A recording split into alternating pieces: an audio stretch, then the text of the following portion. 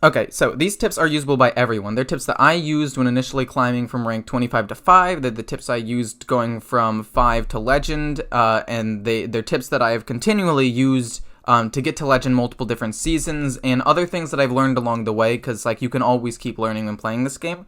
And in the description there'll be timestamps for all the different tips. There'll be like the name of the tip, and then you can go to that if you think some tips are more important than others. Like if you've heard the one, use only 1 or 2 decks, yes, that's going to be one of them. You can skip that one and go to the next one or something like that. And if you like it, feel free to like, comment, and or subscribe, because that would really help me out a lot. And let's just jump right into it. Okay, last thing of shameless advertising. If you find this helpful, please share this with your friends or on social media. It would help me out a lot. Anyway, tip number 1 is use only 1 to 2 decks. I'll get the cheesy one out of the way. I personally like 2 because I like switching between decks if I'm on a lose streak with 1. It's a nice way to de-tilt, and it changes the atmosphere to change decks a little bit.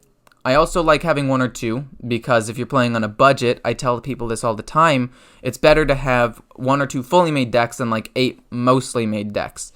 I mean, if you want to climb, if you want to have fun and you want to have the experience of a ton of different classes, go ahead and make those decks. Just don't expect to climb as much. If you want to climb, you're going to need to put more dust into like 1 or 2 decks.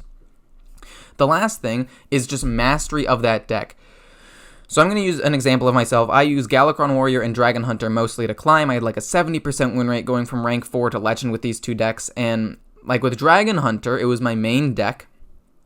I would learn patterns, like say against Ziliax. I would always keep a Scale Rider or Corrosive Breath in my hand in order to deal with the Ziliax play. If I could, I would pretty much always deal with a Snip Snap play, so that way he couldn't get a bigger Ziliax that was harder to deal with. And those things really increased my win rate because I was able to deal with the Ziliaxes rather than trying to push as much damage as possible immediately and then getting punished by a Ziliax later. And that's just one quick example of things that I learned pattern-wise by playing one deck over and over and over again. I learned what cards worked best in certain situations, and that's just much harder to do playing a lot of different decks. And let me tell you, it's actually a lot more difficult, because I play about 13 or 14 different decks, and I don't necessarily know all the best combos for all of them, or all of the most efficient trades, or just most efficient like ways of removal into certain matchups, or when to go face all the time, or when to trade, how much damage a certain class can take. All of these things are aspects that you need to know. Like, how much burst does this guy have? Do I have heal in my deck? Can I gain armor some way? Is there a way I can work around dying? Do I have a way to get lethal with the cards in my deck? Just trying to know that for like 14 different decks is a lot harder than trying to learn that for like 1 or 2. So the next tip is to net deck. Now, I don't mean mindlessly net deck. I mean net deck and understand why the deck works. For example, Highlander Mage. Highlander Mage, kinda weak early, but it builds into some cool combos with things like Luna's Pocket Galaxy and Stargazer Luna. You have Dragoncaster and other forms of Dragon synergy, and you have late game Highlander bombs, right? So, keeping that in mind, I know how the deck works.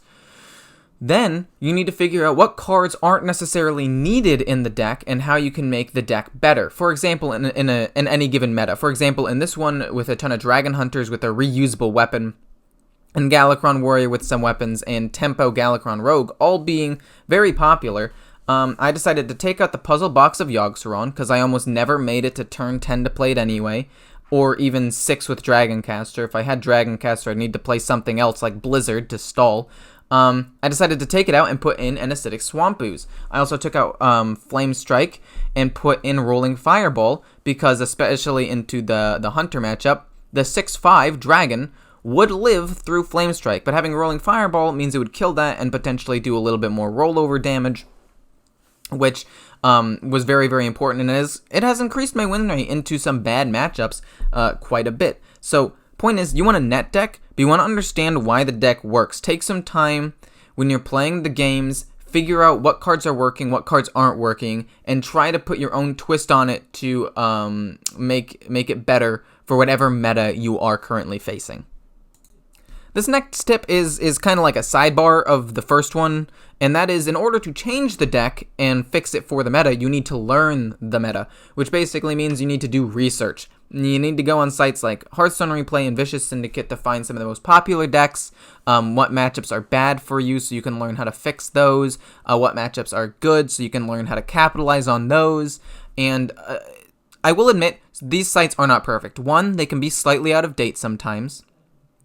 And two, the range is very broad. Like, they can have a range of like 25 to 6, but that's a vast number of millions of players, and the meta can change from region to region, from like a couple ranks to a couple of ranks, and it really just depends on your own meta. So you can look at those sites, yes, but also keeping track of your own stats in order to know what the meta is very helpful as well, and you can use that information to figure out good matchups, bad matchups, and how to tech in order to make good matchups better and bad matchups better.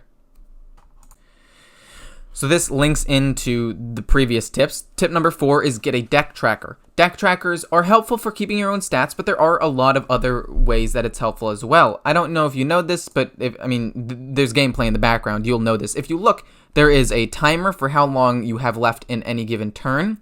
You can see what cards are left in your deck on the right-hand side. You can see what cards your opponent has played on the left-hand side. And it even can show you what potential secrets they have, so you don't need to remember or keep track of the cards that they've played. So this way, if you do learn the meta, you learn what decks are good and what aren't.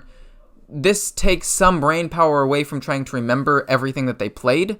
So that way you can just look, be like, oh, they've already played 2 Rottenest Drakes, then I can play Siamat, and he won't necessarily get removed by a Rottenest Drake. He'll need to trade something in, or something along those lines. It's just helpful because it keeps track of what's in your deck, so that way you know what win conditions you have left, and you know what win conditions your opponent has left. So this one is more of a mindset one, and this is something that's very, very important that people don't realize. Practice doesn't make perfect. Perfect practice makes perfect. Don't go into games simply to play the game and try to win, because you could end up making the same mistake over and over and over again and end up getting hard stuck at a rank where you don't deserve to be stuck at, based on how much time you've played. For example, I've played League since like Season 2, and I have been hard stuck plat for the past 4 years because up until recently, I've only played to win. I haven't played to get better, and I watched a video, I don't remember what it is, I apologize. That video basically said that practicing just to win can actually give you bad habits that will hurt you in the long run. Even though you're learning some things and you're gaining knowledge about the game and you feel like these things are helping you because you're getting better, the habits themselves might not necessarily be good. For example, I wasn't getting in the habit of like warding in League of Legends as much as I should have, and now I'm trying to force myself to buy wards and play to improve instead of play to win, and I'm starting to see myself improve. So in Hearthstone, just because you get lucky RNG one time, like, oh, I top-decked Lethal, I top-decked Eviscerate with my rogue deck, so this strategy works. Just because you cheated your way out of one game doesn't mean the plays that you made up until that point were good. Theoretically, if you had played perfectly, you might not even needed to top deck that. You might have already had Lethal on board. You might have been able to win a couple of turns ago, and it's all based on the mindset going in. Also, it helps with tilt because if you're playing to improve, you look at your mistakes as learning opportunities as opposed to a loss. And all of this stuff is very, very helpful to get you guys to improve. And that's what everybody here is trying to do. Okay, so this next tip builds off of the previous one, and it is take your time on turns to get that perfect practice.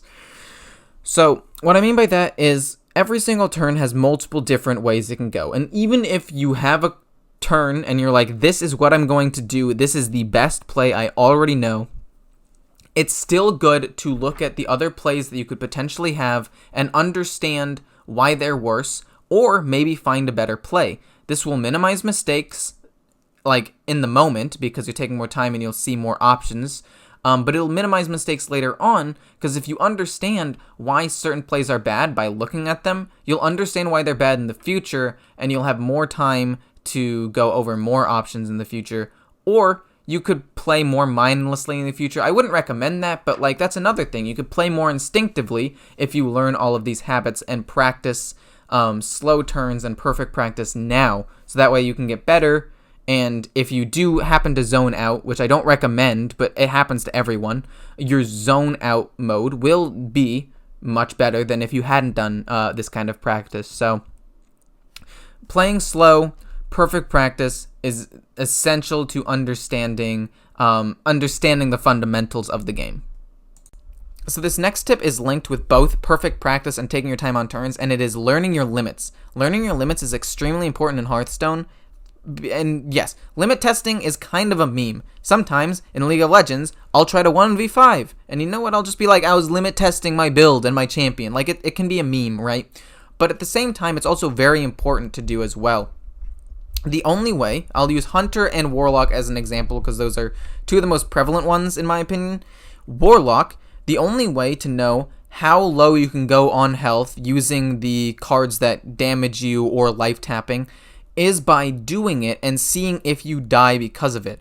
If you do it a couple of times, you play to improve so you don't get tilted if you lose, but if you do it a couple of times and you lose because the person has just enough damage to kill you, maybe you're like, okay, generally speaking, if I'm at 13 health, I won't life tap anymore, but maybe I'll try out 15 health. And this won't just help for any specific deck, but it'll help you for like that class as a whole. And then the same thing goes for Hunter. Like, do I want to go face here or value trade? And this is a pretty big one because sometimes people are like, value trade is huge. And this is gonna be a tip a little bit down the road.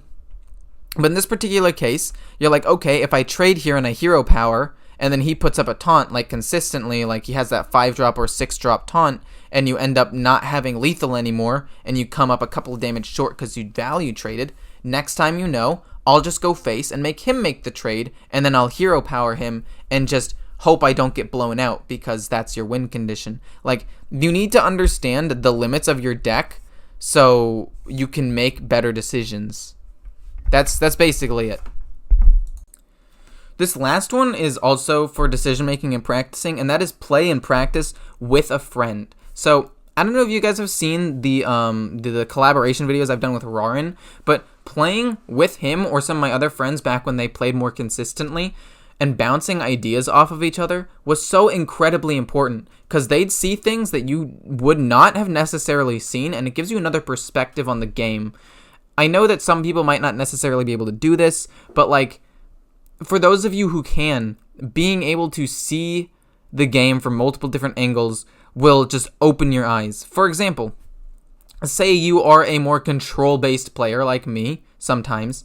I'm weird because I have like a control-based mind, but I play aggro decks a lot, so it's weird. Anyway, I like trying to value trade, but the other person who's a more aggressive player will be like, no, check to see if you have lethal first. And I'll be like, okay, that's something I wouldn't have necessarily thought of because I want to control the board. Or vice versa for somebody else. Or just, you know how I said there are multiple different ways a given turn can go? This is just another way for you to find more of them and have more choices to potentially make in a turn, so that way you can make the best one. Obviously, choosing the best one comes with time, and it comes with trial and error, and trying more by having a friend there bouncing ideas off of each other will allow you to test more ideas and will allow you to figure out which ones are better in certain situations faster. The next tip is just simply don't tilt. Take breaks. Understand that the game is very luck-based. Yes, you can improve your skill in the game. Skill is a big factor in card games, but it's also sometimes just you don't top deck things. Like, right before making this video, I played against a Galakron warrior who drew 20 cards of his deck and didn't draw a single invoke. He had to play both of his Scions of Ruin before he invoked a single time, and he played Galakron for only one buffed minion, and he lost. Sometimes you're gonna low roll, and don't let that kind of stuff tilt you. You just have to understand, like, hey, I was unlucky this time. Or if you do get tilted, don't be afraid to take a break or switch decks, which is why I personally like having 2 decks. This next one's kind of basic, and it's something that I also forget to do, but it's just, when possible, draw first. If you already have like, I'm going to life tap this turn, or I'm going to play this card to draw this turn, do it first. So that way you can see all of the potential options in your hand so you can make the most informed decision with the rest of your mana. There have been multiple times where I'm like, okay, I'm going to play this minion. Oh shoot, maybe I should life tap. And then I life tap, and then I'm like, oh, I just drew Leroy. R.I.P. Leroy, he's Hall of Famed. And I'm like, but wait, I only have 4 mana now because I played that minion and I can't win the game anymore. Like, situations like that are why drawing first is important, and having all of the information before you try to actually take your turn is important. So drawing first, when possible, is important. Okay, so the next tip is basically just every play you make, ask yourself, how do I get punished for doing this? Now, this is a very simple tip, but it's simple in theory, but it's actually very complex because you have to think of a lot of different scenarios. The main one that I think of is just like, if I make this play, can I potentially lose? And if the answer is ever yes, and you have a way where you can play it and you won't lose, make the play where you don't lose. Like, if you're like, okay, I want to play this minion because it's bigger, or I could play this other minion that's not mana efficient, but it gives me taunt so I don't have to die here. Play the taunt. Play the taunt so you don't die, because if you die, then you can't use the bigger minion anyway. And, like, I cannot tell you how many times I've lost to, like, a rogue having Leroy, Shadow Step, Leroy, and then Eviscerate in hand, and dealing 16 damage to me when I had, like, 15 health, and I thought, like, you know, I'm good, there's no way I die here, and then I do. Like, you always have to think about how you get punished, and the first way you think about it is, do I have lethal? But other ways is, do they have board wipe? Is it worth it to play this 3/2 Fairy Dragon on turn 7 against a mage? It's very possible they have Flame Strike, and if it's not really gaining you anything, like it's not setting up for lethal, like if you're 3 damage short of killing him, then fine, play the 3/2, because that could get you game the next turn. But like if he's at like 25 health and you're way short of lethal, don't play the 3/2. Hold back for a little bit, you know? There's no need to play it because it might just get wiped anyway with either Blizzard or Flame Strike. And also need to think, like, should I go face or trade here? Depending on, like, how much damage you'll take in response, how much damage you think you can take, looking at your win condition. Like, if you're an aggro deck and you have, like, a 5/5 on the board and he has a 7/5, do you want to trade or do you want to hit face?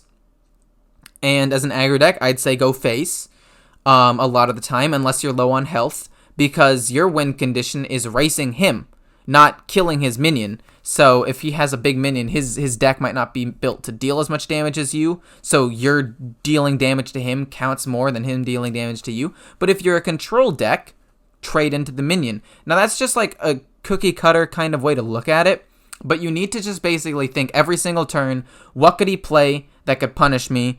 Does he potentially kill me here? Is the damage that I'm taking worth the play that I'm making? Do I think that he'll trade into a minion if I play it? Like, is it worth playing it that way? And just go through as many scenarios in your head before making a play, and just the big question is, can he punish me super hard for this? Okay, so this tip I'm coming up with on the fly, basically right after the one where you need to figure out how you can get punished, and that is Hail Mary plays. Hail Mary plays are actually extremely important, and people don't necessarily seem to understand it all the time when I do it in my videos, so I'm going to do my best to explain.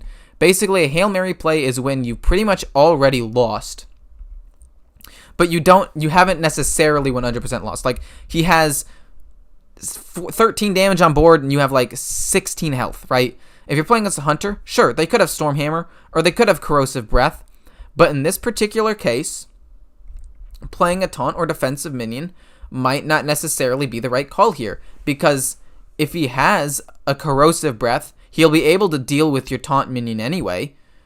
If he has Stormhammer, he's going to be able to hit with it again anyway. So it's better to just hope he doesn't have it and play an aggressive play, so that way if he can't kill you, you can potentially kill him. It's a Hail Mary. It's like, it's probably not going to work, but it's better than just slowly bleeding out, because that just basically guarantees your loss. You're no longer playing to win, you're playing not to lose, and that will probably end up losing you the game. And for those of you who don't know where your limits are, two things. One, I'll give you a general cookie cutter right now, but two, this cookie cutter will improve, okay, as you learn the limits of any given deck that you're trying to play. So, general cookie cutter is if they have, like, almost enough damage to kill you. They have enough damage to get you low enough to where you're almost guaranteed to die the next turn.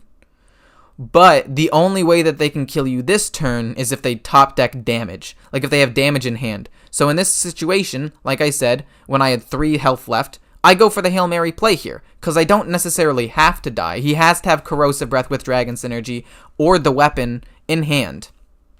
And if he doesn't, I could potentially hit him with the big thing right afterwards. So the next tip is playing around your win condition and understanding what that is.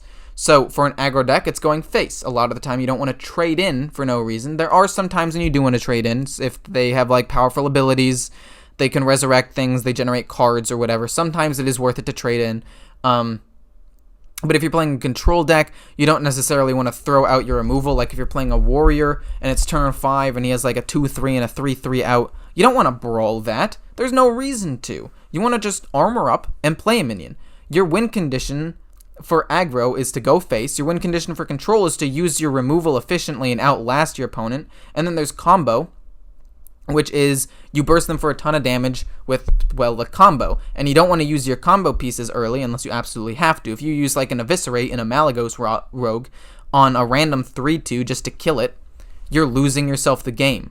And playing around your win condition means not losing the game before losing, right? Before your person explodes, you have already lost yourself the game by making that trade with an aggro deck, by using that brawl way too early, or by using one of your combo pieces. Unless you absolutely have to live, try to use that win condition to win. There's no reason to do it early. That's basically what I'm trying to say. Understand how your deck wins, play around that, and don't waste the resources that win you the game, because if you do, you lose the game before you actually explode. So this last tip, I'm stopping here because I don't want to have too many tips. Like this video is already way too long as it is.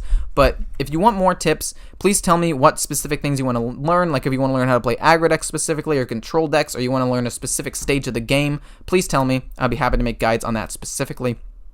This is the last tip for like general purpose, and it is don't get distracted. It's scientifically proven that you cannot actually multitask. If you do, you end up using less of your brain power on each thing, and you'll end up losing games of Hearthstone because you're watching a Netflix show. And even though it might not seem like it's distracting you that much, just trying to pay attention to both things will cause you to miss lethal, it'll cause you to miss some certain like key decisions in any given turn, and it could cause you to lose the game. And losing a game loses you a star, which means you have to win one just to get back to where you were, and then you have to win another one to move forward.